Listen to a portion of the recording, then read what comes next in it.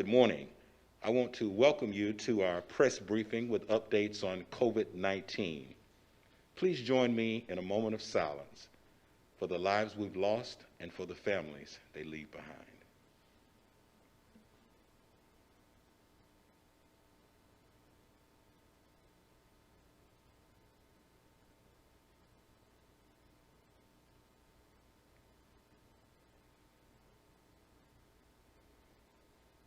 Thank you. Now we will hear updates from our community leaders, and first we'll hear from City of Albany Mayor Bo Durrell. Mr. Mayor.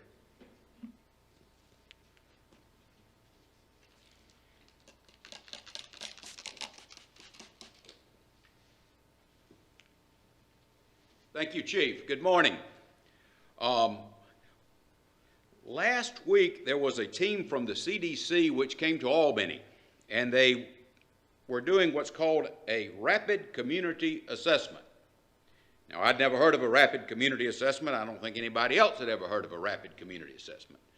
But there were 4 objectives, and we were, the task force received sort of an update and a summary of what the team had done and found at our meeting on Wednesday. And I just want to go over that. First, the CDC team sought to identify obstacles to vaccination. And one thing they pointed out was that is not a problem in Dougherty County. They found that our vaccination sites are readily accessible, that scheduling is uncomplicated, that vaccination information is well publicized and readily available. And, of course, as we know, the supply of vaccine is more than adequate.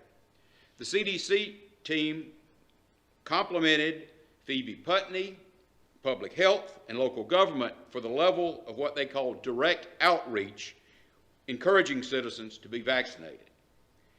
Secondly, the CDC team sought to identify the reasons for what we call vaccine hesitancy. The member of the team who spoke to us was actually a behavioral psychologist. Her name was Dr. Abad. Why do you have a behavioral psychologist on a CDC team? Well, obviously, Dr. Abad is trying to, again, identify the reasons why people are reluctant to be vaccinated. There are many, many groups, but 3 that she mentioned. There seems to be a segment of the population that are determined not to be vaccinated. These individuals contend the vaccine was developed too quickly. We don't know about the side effects. There is a distinction between this group and the next group, which are people who are reluctant to be vaccinated but have rational questions about the safety of the vaccine. What is the difference? The difference is the second group of individuals can be persuaded to be vaccinated. The other folks are sort of in the class that don't confuse me with the facts, I got my mind made up. There are a group of people, the team identified, who have had COVID and are convinced that they are immune and cannot be reinfected. Now, the third objective of the CDC team was to identify groups in which large numbers are not being vaccinated. We know that the percentage of African Americans and Hispanics being vaccinated in the state and throughout the country is significantly less than the percentage of the white population that's being vaccinated. But there is also a group throughout the country that is being very uncooperative in the vaccination process, and those are individuals between the ages of 18 and 30. Fourth, the CDC team will generate a report documenting their findings and setting forth recommendations and strategies to increase what they call vaccine uptake, which of course just means the number of people who are being vaccinated.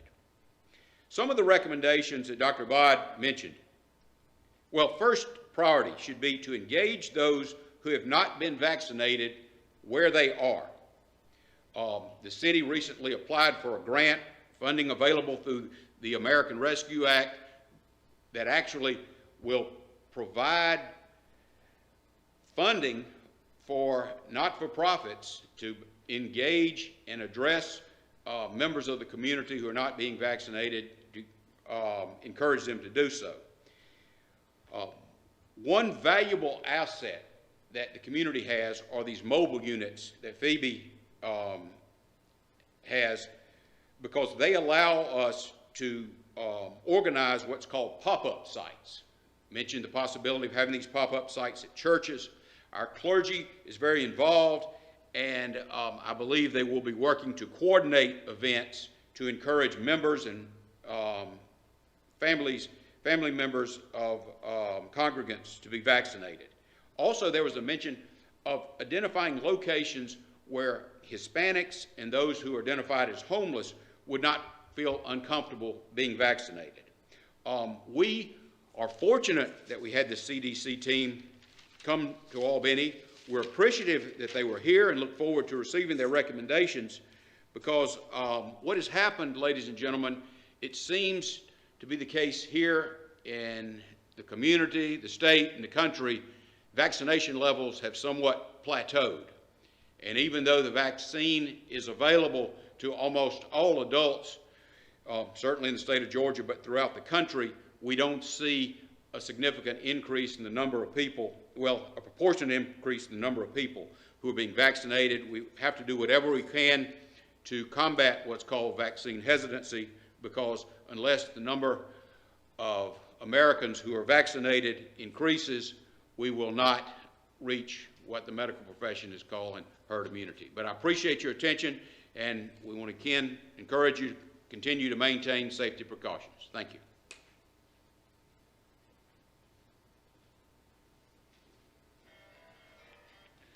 Thank you, Mr. Mayor, for your comments today.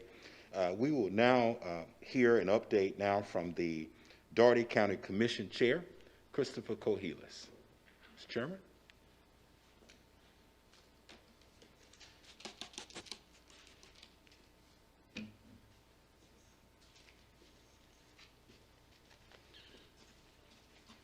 Good morning. Thank you, Chief. Thank you, Mayor.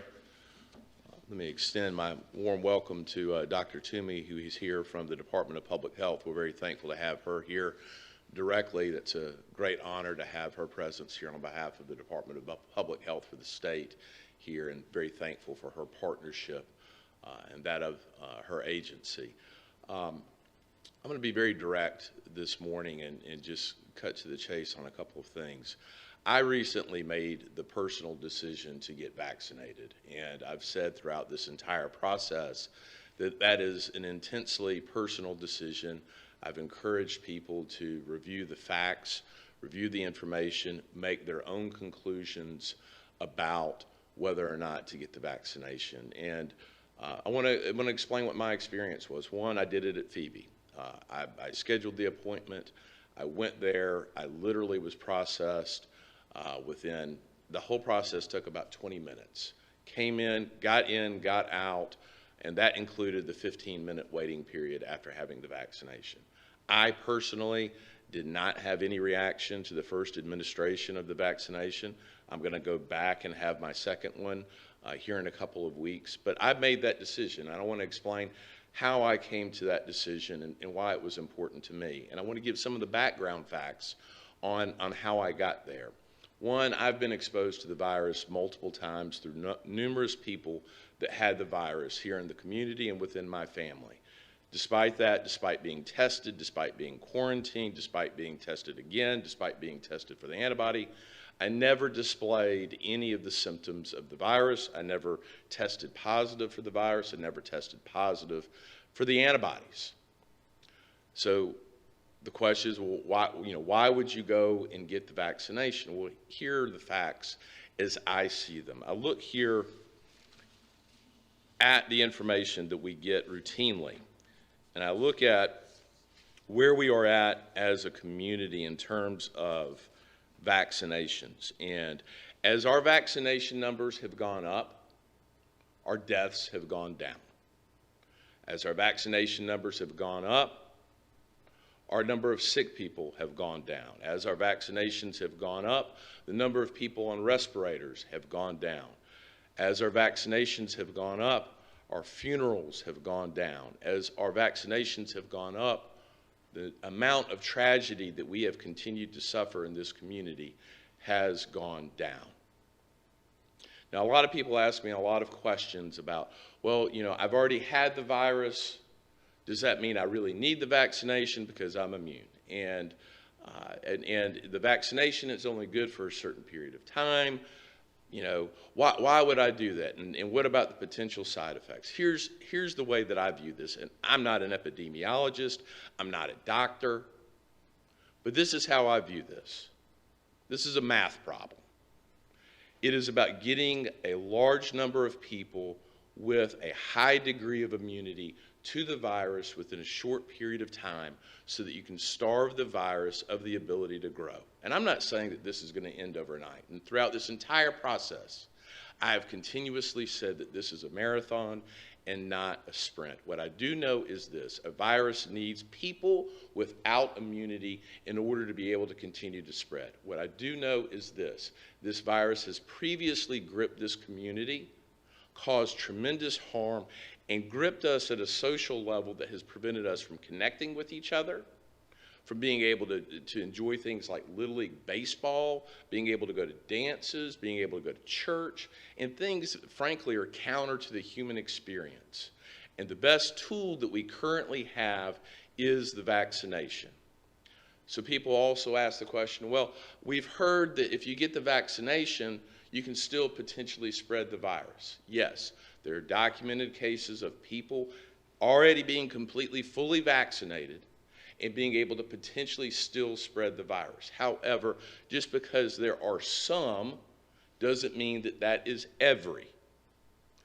In talking with the experts that I have spoken with, your ability or the likelihood of you being able to spread the virus after being fully vaccinated is greatly diminished. Thus, that's why I keep coming back to this. This is a math problem. So if we reduce your ability to get the virus, even if you're a completely happy, healthy, strong person that may never even display the symptoms, but we also remove your capability to some degree, and there may be outliers. If we remove your capability to some degree of being able to spread it to someone else, then that's a good thing, because again, this is a math problem. And we talk about the impediments to people getting the vaccine, and what I would say is this: we have tremendous resources here in this community. We have fought for tremendous resources here in this community. We have taken tremendous steps to make sure that our public is educated, to make sure that we have a large number of vaccines. We have pushed to have a large number of vaccines here in this community. We've had the CDC determine that access is not a problem for us. So our problem in solving this math problem is solely within our own heads. It's whatever story we tell ourselves in terms of whether or not we are or are not going to get the vaccine. And that's obviously a personal choice. I went and got the vaccine. I've had my first dose. I've had no negative impact.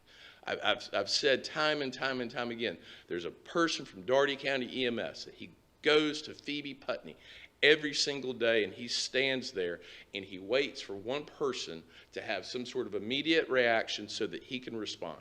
And every day he goes in, he laces up his shoes, he goes into work, and he comes home. And you know what? He's probably got the most boring job in all of Dougherty County because he hasn't had to deal with anything yet. And that's a good thing. Certainly, there are certain cases where some people have been documented to have certain side effects. But when we're talking about solving a math problem for the entire community, our entire community also impacts us individually. It determines the health of our community, determines whether or not we're capable of engaging in the things that a free society should be capable of doing.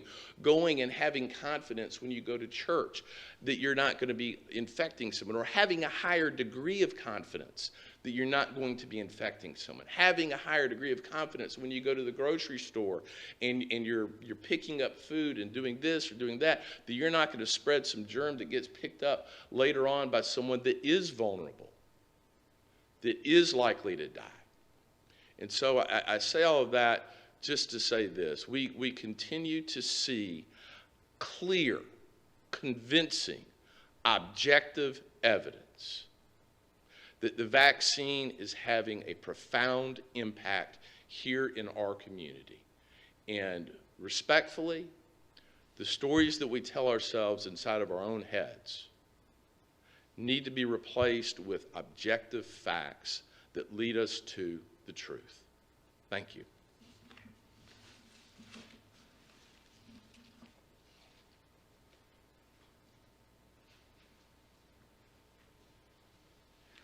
Thank you, Mr. Chairman, for your remarks today. We will now hear from our representative from Phoebe Putney Memorial Hospital. We're fortunate today to have Dr. Kathy Hudson, who is the Chief Medical Officer for Phoebe Putney Memorial Hospital.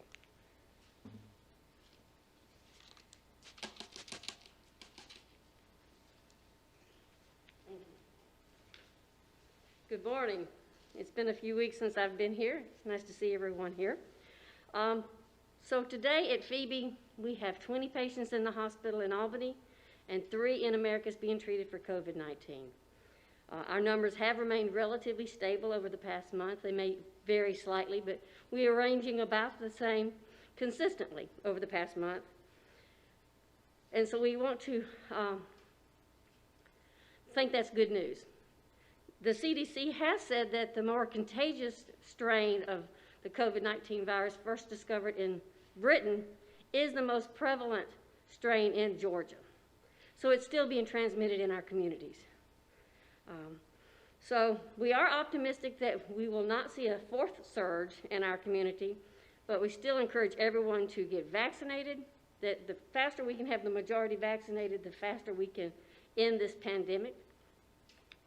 In discussing the vaccination efforts, Phoebe hit a milestone this week on Tuesday. We administered a number of 50,000 inoculations. That's over 50,000 inoculations at the Phoebe sites since we began the vaccination effort. We're very proud of that effort, but we couldn't have done it alone. We've had great support from our partners, including the City of Albany, Dougherty County EMS, and the Department of Public Health. They have provided staff to help staff our mass vaccination sites. And you've just heard about our Dougherty County EMS job, which luckily has been quite boring with no adverse reactions that they've had to respond to. So it has taken a tremendous amount of resources, and the demand hence has been going down. We have ample inventory, but people are not making use of our mass vaccination sites. So we are going to be winding those down. And so the first phase will be to discontinue the first dose vaccination. So if you still want to have your first dose at a Phoebe mass vaccination location, you need to call now to get your appointment, because we will be winding those down. Going forward, we will be providing vaccinations at our primary care clinics. At this time, all Phoebe primary care have vaccinations available, and we'll be expanding that out to our community care and urgent care sites. We're also very thankful to the dozens of Phoebe employees that have helped us staff our mass vaccination site. Many have picked up extra shifts. Some have taken themselves away from their regular jobs to provide nursing support, to provide the vaccinations. So it's been an ongoing effort from the entire community. The COVID vaccine is still available at the Phoebe locations by calling 229-312-1919. But there are many other available vaccination sites in our communities, including Albany Primary Health Care, many of the pharmacies, and so you can also go to the Department of Public Health. So there's plenty of inventory. That is not a problem. The problem is, again, getting people to come forward to get their vaccinations. And so I strongly encourage everyone to continue to make that decision. Reach out to either your primary care doctor or to Phoebe for the vaccination. Thank you.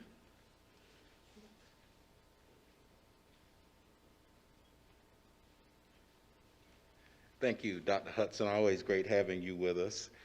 We will now hear an update from Public Health, and we have, of course, with us the Director of the Southwest Georgia Public Health District, Dr. Charles Ruiz. And today we have a special guest with us today. We're just honored to have you here with us today to provide an update. The Commissioner of the Georgia Department of Public Health, Dr. Kathleen Toomey, is here as well. And so, Dr. Ruiz, we'll let you speak and then bring Dr. Toomey up once you complete your remarks. So, Dr. Ruiz, we'll ask you to come forward.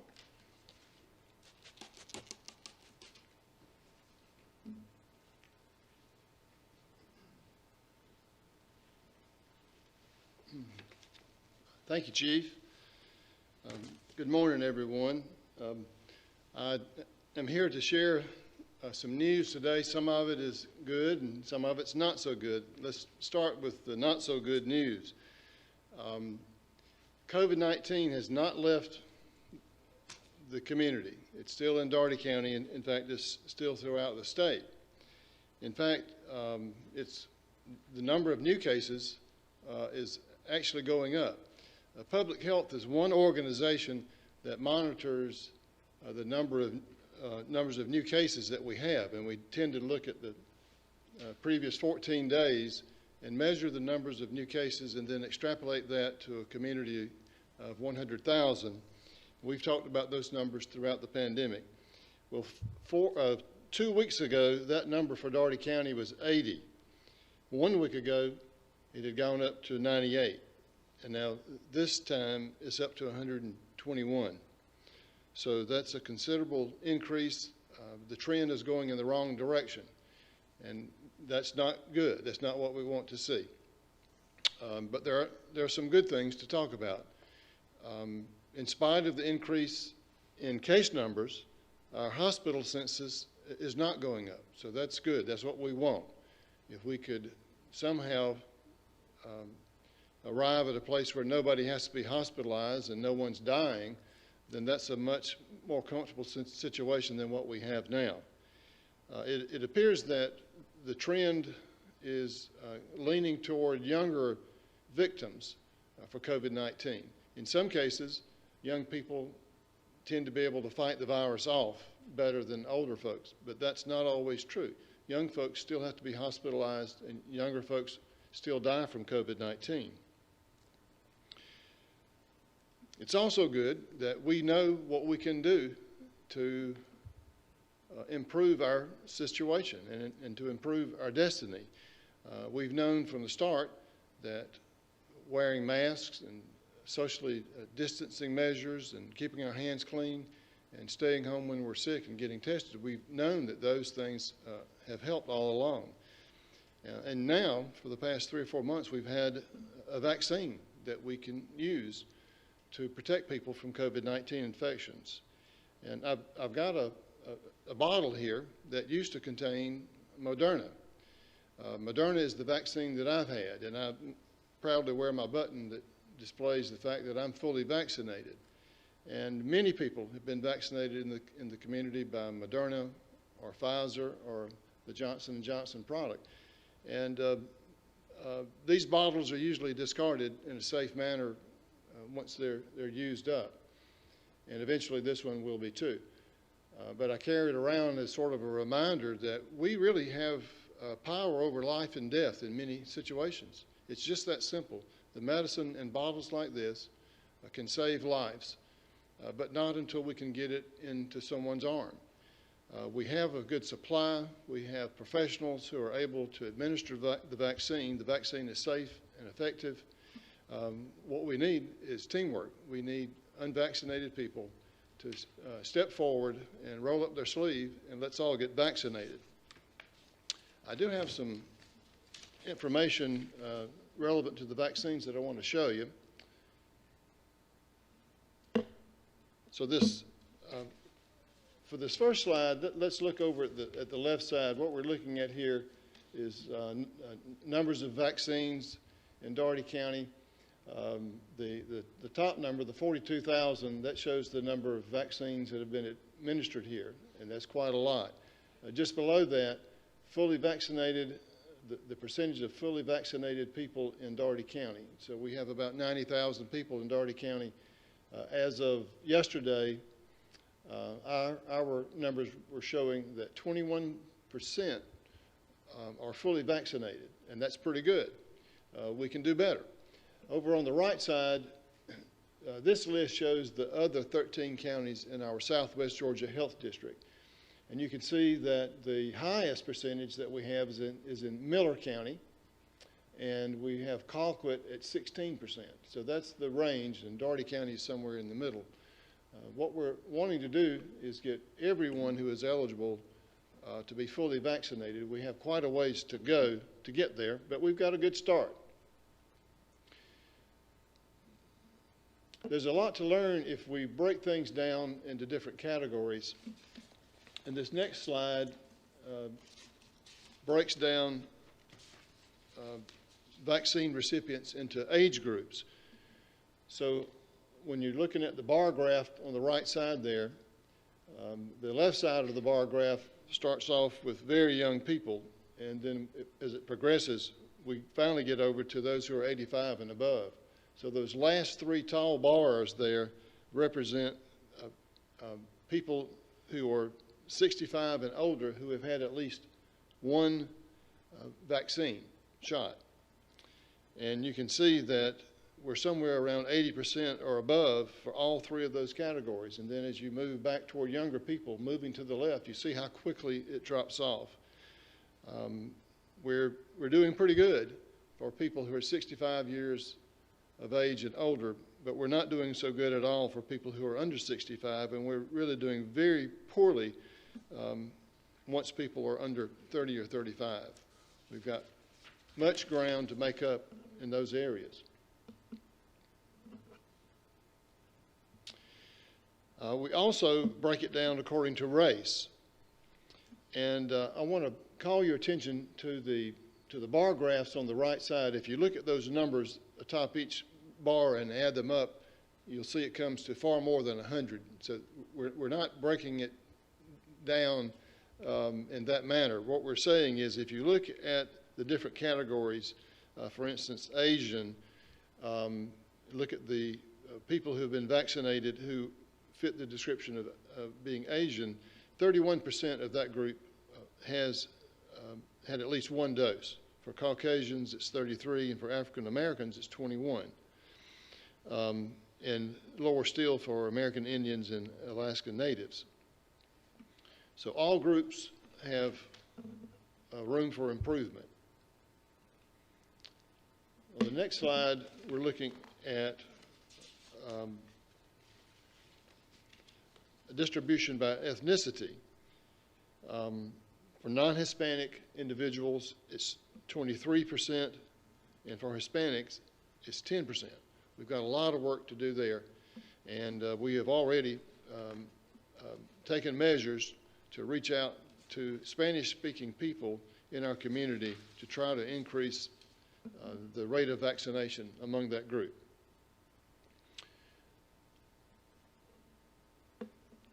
For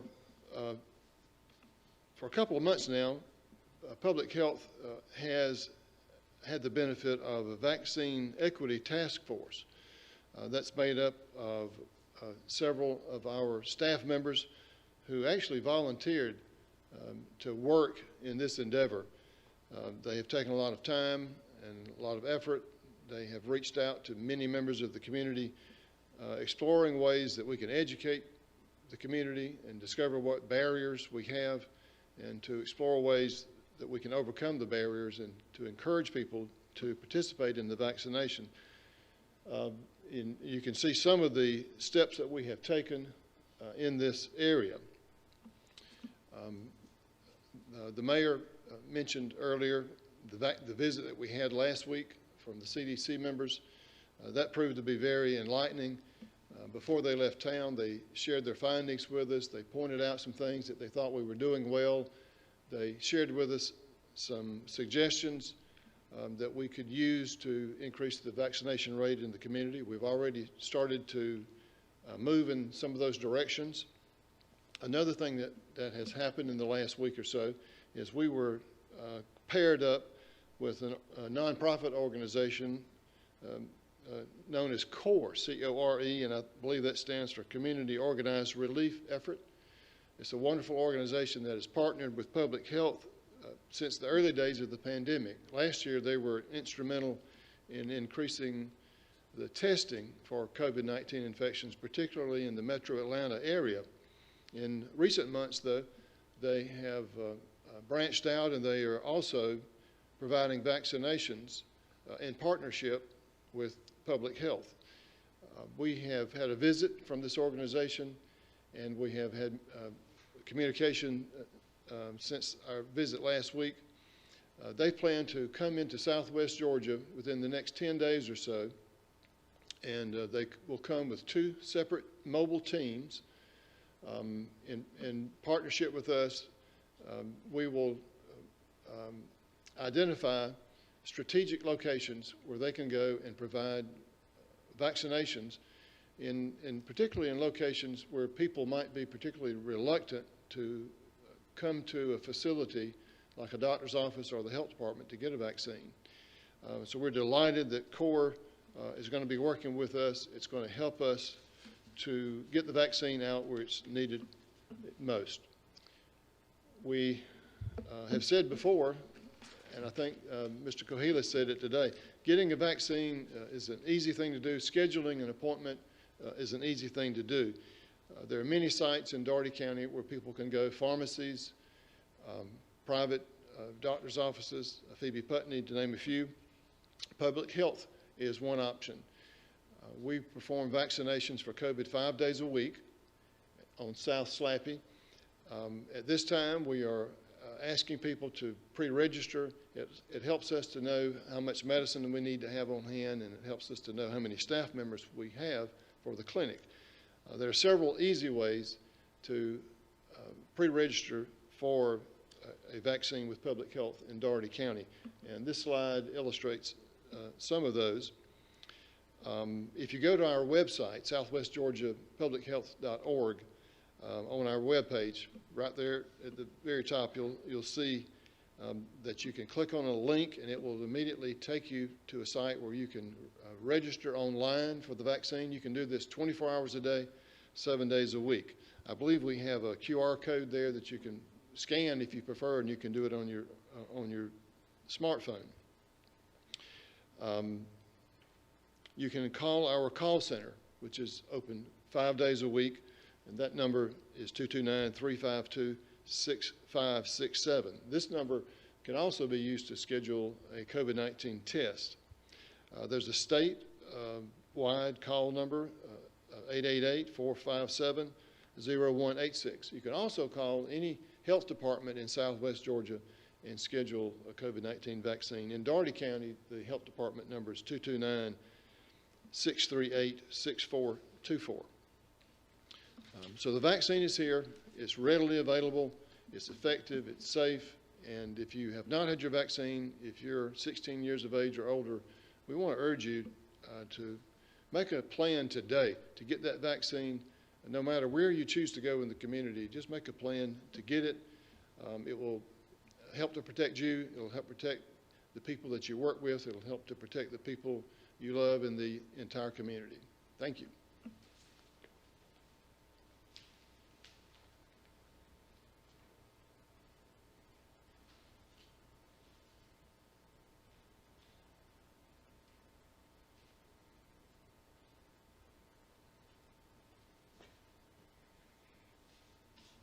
I'm following the rules that says keep my mask on at all times, so I'll do that. It's a pleasure for me to be here again in Albany, and I really wanted to start out by saying few cities anywhere in the world have had the toll that you have had here, and yet few cities that I know have had the resilience that you've had to not only face the challenges you had, but to keep moving forward in such a positive way. And so I really want to leave with a strong, positive message of thank you for the leadership and the work that you've been doing together, because that has made such a difference. And it really is a model for how we will collectively be able to address COVID throughout the United States.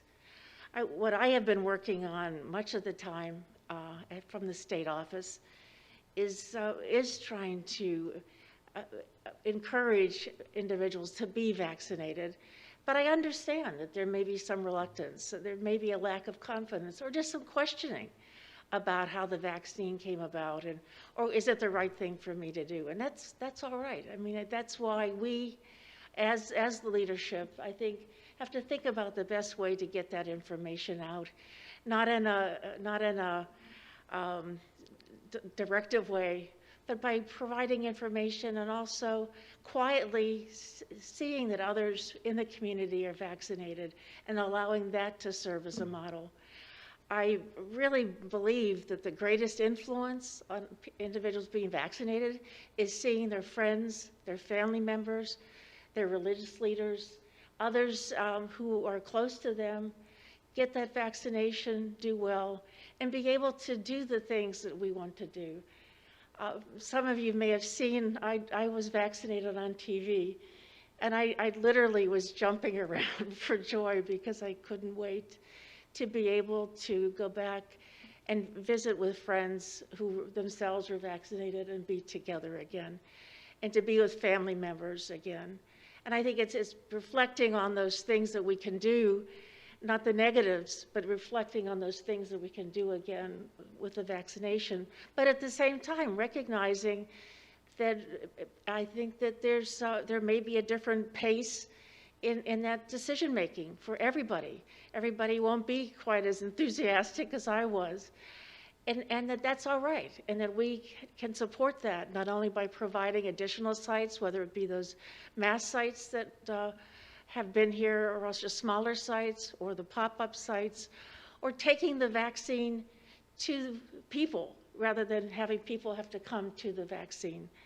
The more creative we can be, the more we can make this be part of our routine health, just like other shots are, whether it means going to the drugstore or whether it means going just your primary care physician. The more we can make this a part of what we do to protect ourselves and others, and get, above all our communities back to the Georgia and the Albany that we want to be. I mean, that's how this, I think, is going to be possible. Again, not to talk about the negatives, but the positives. We have done some survey work with the Rollins School of Public Health at Emory, and it was a statewide survey. And I think what you always hear is 30% of people are just absolutely adamant about not being vaccinated. There's nothing you're going to do to make me change my mind. But what they don't hear is that other part of the survey, that nearly 50% said, well, we need to know more about it. We need to understand more about it. We just need to feel a little more comfortable. I need to see more people get it and see what happens after that. And so I feel like the more we can model this behavior with our leadership, but with kind of this establishing with quiet confidence the value of the vaccine and the importance, and seeing that this will make a difference in everyone's life. I think that will eventually get us to where we want to be. So I am just, once again, to close, I just want to say I'm thrilled to be here. It's been an honor to work with you over the last year and a half. I think we worked together from the beginning, and it's been a long road, and we will continue to do this. But I think as we think about multiple creative models to normalize getting the vaccine as part of what we do as a community, I think that will be our best likelihood of getting this virus, getting this pandemic, where we don't have to have it affect our life in the way it has. So thank you so much for everything, and thank you so much for allowing me to be here today. I came for another visit, but you let me crash your press conference, and I'm thrilled to be able to be part of it.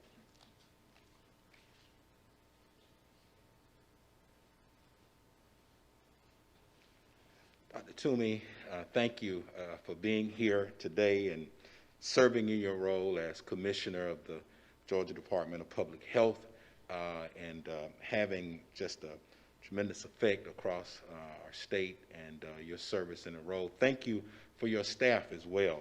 Many hours have been put in trying to take care of our communities, and we just appreciate that very much. We enjoy working with Dr. Ruiz. He's been a valuable asset to our community. So thank you for pausing in your schedule today to be with us. It means a lot to us.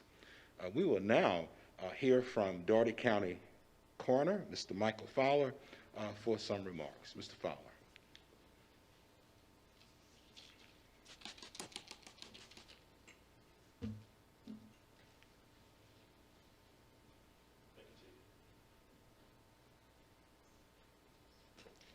Good morning.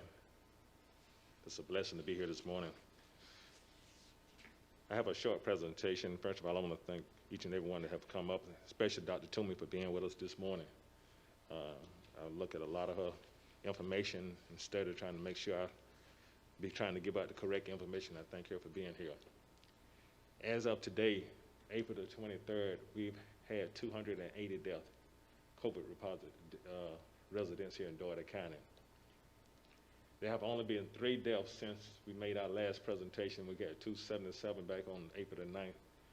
So we went about 3.5 weeks without a death. So all of a sudden we had 3 deaths, and we had 280 right now.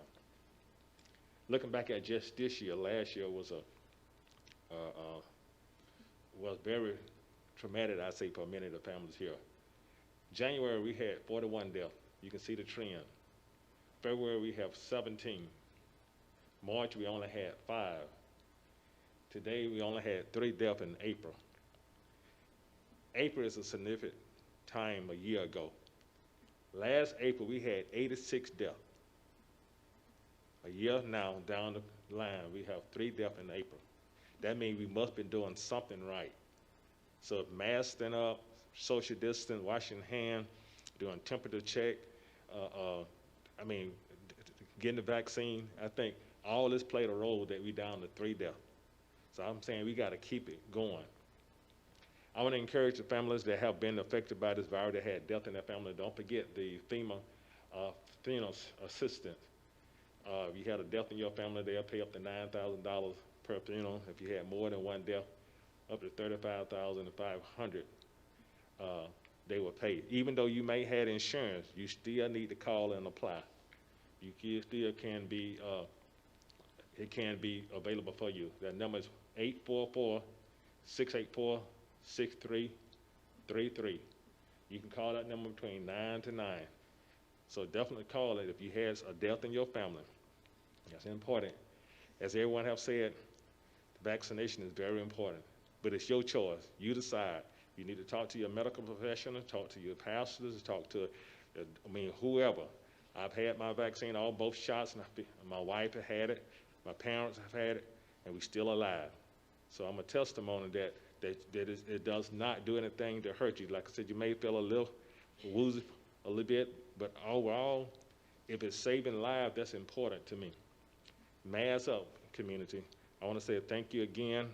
With me down to 3 deaths from 86 a year ago, that's a blessing. Thank you.